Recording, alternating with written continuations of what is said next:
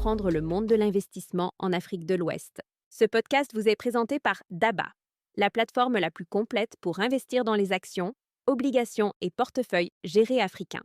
Vous pouvez télécharger l'application DABA sur vos stores Google et Apple préférés. Les principaux indices de la BRVM sont dans le vert. L'indice composite, qui regroupe toutes les sociétés cotées, a progressé pour atteindre 320,19 points. Cela représente une hausse de 0,29% en une seule séance. Pour un investisseur, cela veut dire que le marché dans son ensemble a gagné en valeur et que la confiance se maintient. C'est un signe positif, surtout quand on note que la performance annuelle reste solide, avec une progression de 16% depuis janvier. L'indice BRVM Prestige, qui met en avant les 10 sociétés les plus performantes et liquides, a également avancé. Il se situe à 133,43 points, en hausse de 0,48% sur la séance. Et en rythme annuel, le Prestige est en hausse de plus de 16%.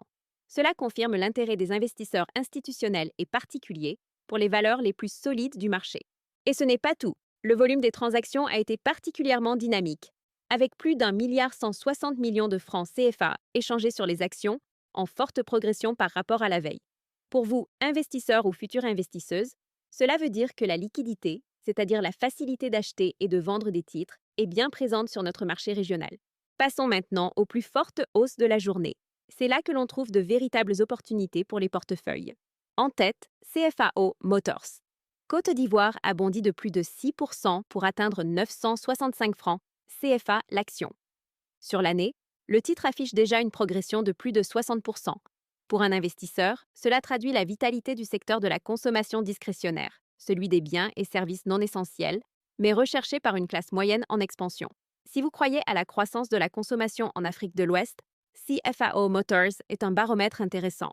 Ensuite, Bank of Africa Benin a progressé de plus de 4%, clôturant à 4 795 francs CFA. Sa performance annuelle est impressionnante, avec plus de 30% de hausse depuis le début de l'année.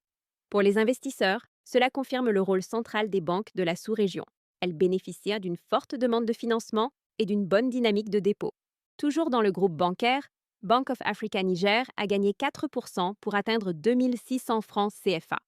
Même si sa progression annuelle est plus modeste, moins de 1%, la hausse du jour montre que les investisseurs y voient dans du potentiel.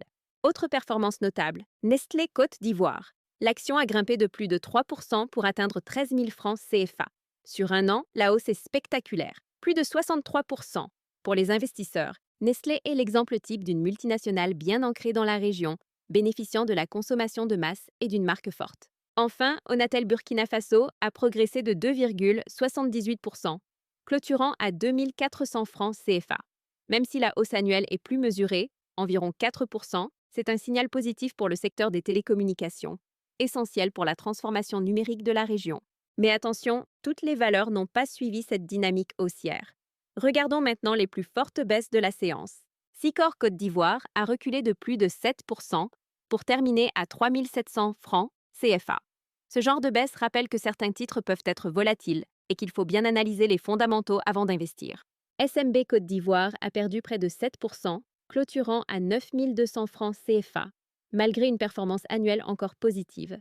Cela peut indiquer des prises de bénéfices après une forte progression.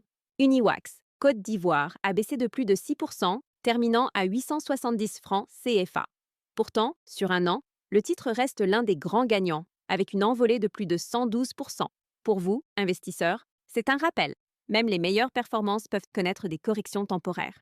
D'autres baisses ont touché Tractafrique Motors Côte d'Ivoire et CETAO, mais dans des proportions plus modérées. Jetons maintenant un œil aux indices sectoriels, qui permettent de voir quels secteurs soutiennent la croissance. Le secteur de la consommation discrétionnaire a bondi de près de 2%, tiré par CFAO Motors. C'est un signal fort.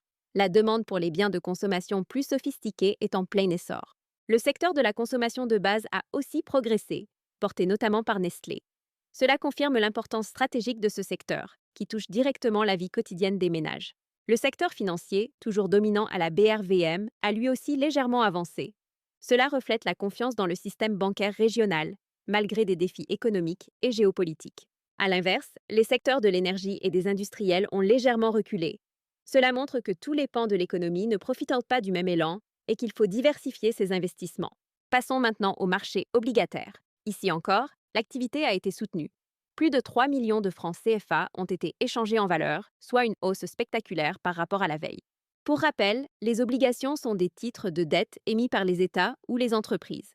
Investir dans une obligation, c'est prêter de l'argent contre un remboursement avec intérêt. Le marché a vu des échanges sur plusieurs lignes, notamment les obligations de l'État du Mali, comme le 10-year 2023-2033 ou le 8-year 2024-2031, ainsi que celles du Sénégal, du Burkina Faso et du Niger. Ces obligations offrent des taux d'intérêt annuels entre 6 et 7 Pour un investisseur, elles représentent une source de revenus réguliers, avec un risque généralement plus faible que les actions. Par exemple, l'État du Sénégal a une obligation 10-year 2023-2033 à un taux de 6,35 Concrètement, si vous investissez 10 000 francs CFA, vous recevez chaque année environ 635 francs CFA d'intérêt. C'est ce qui fait des obligations un pilier pour ceux qui recherchent la stabilité et un revenu prévisible. À noter aussi la première cotation d'un social bond de la CRRH UMOA, affichant un taux de 6 avec une échéance à 15 ans. C'est une nouveauté intéressante, car ce type d'obligation finance des projets à impact social, comme le logement. Pour un investisseur, c'est l'opportunité de combiner rendement et impact positif. Alors, qu'est-ce que cela signifie pour vous, investisseurs et futures investisseuses? Cela veut dire que le marché offre aujourd'hui une combinaison gagnante, des actions dynamiques dans la consommation et la banque, mais aussi des obligations solides qui sécurisent les portefeuilles. Pour les entrepreneurs et les ménages, la progression des indices est un signal de confiance, qui peut encourager de nouveaux financements et de nouvelles opportunités. Et c'est là que Daba Pro entre en jeu. Avec Daba Pro, vous recevez chaque semaine des recommandations personnalisées, des analyses exclusives sur les meilleures actions et obligations, ainsi que des frais réduits pour investir. Daba Pro, c'est l'outil qui vous permet non seulement de suivre les marchés, mais surtout de les devancer. C'est tout pour cet épisode. Merci d'avoir écouté le podcast Parlons Marché. On se retrouve demain pour un nouveau résumé. Si cet épisode vous a plu, laissez-nous une note, abonnez-vous et partagez autour de vous. Petit rappel, ces informations sont à but éducatif uniquement. Faites toujours vos propres recherches ou consultez un conseiller financier avant toute décision d'investissement. Et téléchargez l'application DABA pour commencer à investir dans les actions, obligations et portefeuilles gérés africains et accéder à d'autres contenus utiles. D'ici là, continuez d'apprendre et de faire croître votre intelligence financière.